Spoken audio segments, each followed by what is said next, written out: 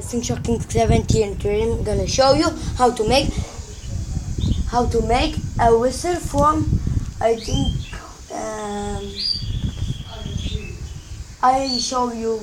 I'm gonna show you what is the bird final when I end the video. So I want a big thanks for 26 subscribers, and so let's get making.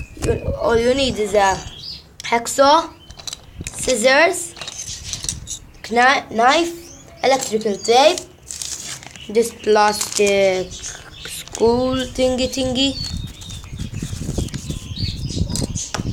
and a piece of wood. So I get back to you when I cut the pieces.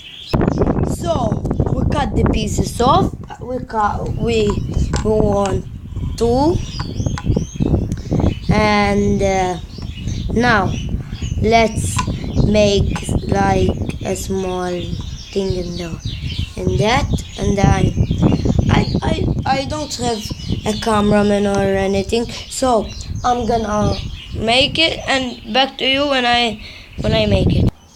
So now I get the hammer and make small holes.